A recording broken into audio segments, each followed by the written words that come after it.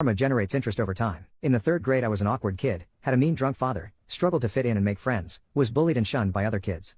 One of my classmates, let's call him Derek, who regularly partook in bullying me, showed me kindness one day, being deprived of kindness or attention so regularly I was putty in his hands. He hung out with me during recess when I was usually alone, we laughed and talked about girls we like, he even apologized for being an asshole to me. The reason he was nice to me was because I had brought a very popular, expensive Batman action figure to school with me to pass the time since I was alone mostly. I saved allowance and mowed lawns for 2 months to buy that toy. Everyone wanted one. By the end of the day he asked me if he could lend the action figure, and like the naive, socially inept kid I trusted him with it. The deal was to return it the following morning. I went home so happy, completely fooled, I never suspected a thing. The following day he completely ignored me. When I tried to talk to him he acted like I was crazy. When I asked him to return the action figure he simply said, "You never gave me any Batman, maybe you imagined it," and when I persisted he threatened to beat my ass. When I complained to my teacher I was told that it was my own fault for bringing toys to school. I was afraid they would involve my father so I dropped it. I couldn't let my father know or I would be called a pussy and have my ass beat and punished for the next 2 weeks. What's worse is Derek told all the girls that I confided to him about fancying that I lusted after them and that I wanked to them. I was a social outcast before that, but at least I was tolerated. But after his smear campaign with the girls I was a leper, people wouldn't even look me in the eyes, not even the teachers. Kids started throwing stones at me, sabotaged and vandalized my property. It was hell. I did nothing about it but cry. I was just a weak-willed kid after all, but to this day I wish I'd bite someone's ear off or something, anything in retaliation. After a while the bullying died down, I focused on my studies and started getting good grades. Derek started talking to me again but I ignored him completely. Sometimes he would repeat, "Why are you being such a baby? You didn't give me anything, you imagined it." By the end of the year we moved houses and I transferred to another school not far away. Things were much better there, I finally had friends and I was not as naive anymore so I was not as easily targeted. But I was still mostly me and still got picked on now and then. Over the years I became somewhat of a delinquent and in high school I got into regular fights. I may have been overcompensating for the lack of a spine I had in my younger years. I bartended in nightclubs, hotels, and cruise liners in my early 20s. This helped me a lot to be more socially adept and to understand social dynamics and human nature. I finished trade school and qualified as an electrician and later as a plumber. I know, water and electricity, but believe it or not, I thought it was ingenious at the time.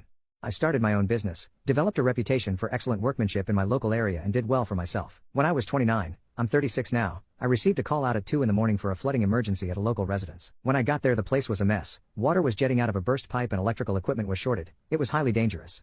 The living room floor was caved in due to a sinkhole. I was met by the wife, let's call her Jane, hysterical and beside herself. She somehow thought that she was responsible, which I found odd. I assured her that it couldn't possibly be her fault.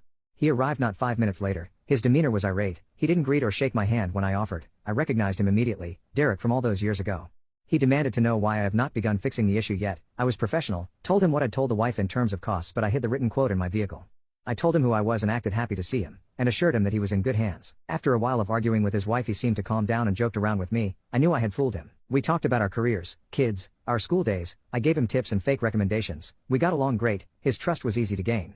He must have thought of me as a complete sucker. I assured him that he was in good hands and this would be fixed in no time. I was careful not to start any actual work on the property. Doing the smallest thing would make me responsible for all of it. Derek left after an hour or so and his wife stayed behind. I started my revenge. When I was doing my assessment I noticed that most of the buildings did not comply with city regulation and did not adhere to the registered and approved plans.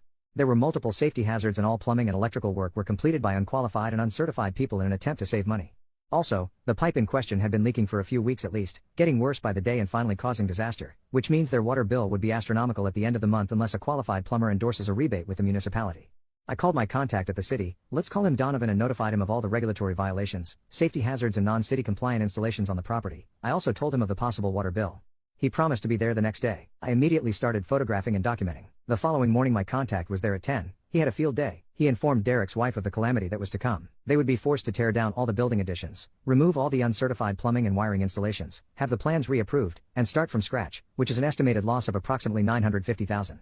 Derek was there in minutes. He was livid. He quickly threatened legal action, but Donovan simply told him that he had more than enough photograph evidence to have the property declared invalid within a week if Derek did not comply in writing.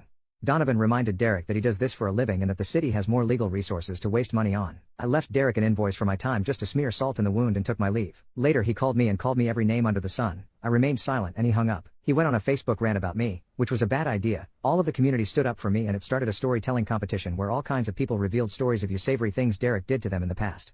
Apparently Derek has always been an asshole. He never changed. One day he called me and asked to meet. He sounded defeated and depressed, so I decided to meet and see what's up. I met him at a busy local convenience store. I know better than to take Derek the Weasel at face value, so I noticed quickly when he laid his phone screen down on the table. I knew he may be recording the conversation.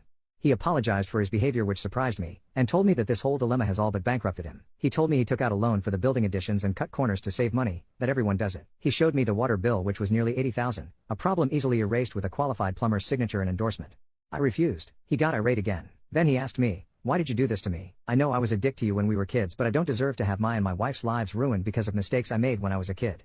What kind of person are you? You told me I was in good hands, I trusted you, you assured me you would help me, then you stabbed me in the back. You quoted me only a few hundred and told me not to worry," I replied. "I said no such thing. Derek, stop lying. You told me that it would cost a few hundred, maybe less. I heard you say it. You promised to help me, gave me recommendations. Why are you doing this to me?" Seneca, Derek, you must have imagined it. I looked him in the eye. He knew exactly why I said that. The same thing he told me almost 20 years ago. I repeated just to drive it home. "Seneca, you're being a baby. I never quoted you for anything. You imagine it." He knew I was destroying him financially because of a Batman action figure he stole from me 20 years ago. I could see it in his eyes, but he couldn't bring himself to say it. His expression was a mixture of astonishment and disgust. I looked him dead in the eyes for a few seconds for effect, then got up and left. I slept like a baby that night, and had a goofy smile all week after. He tried calling a few times but sent him a text stating that further harassment will be met with legal action. Derek, you know what your real name is, and what mine is. If in future you read this and realize how I screwed you over, remember how costly that little Batman action figure was to you after years of accumulated interest in karma. The look of despair on your face when you realize why you were ruined was delicious. I cackled maniacally on the drive home from that convenience store. It was time for you to pay the piper. And if you think this will help you legally, go ahead and try. It won't, so don't waste your time. Or rather, waste as much time and money. I welcome being even more of a financial inconvenience to your life. If the monetary amounts confuse you, I don't live in the USA. Divide the amounts by 8 and you have a rough estimate of the exchange rate. Fuck you, Derek.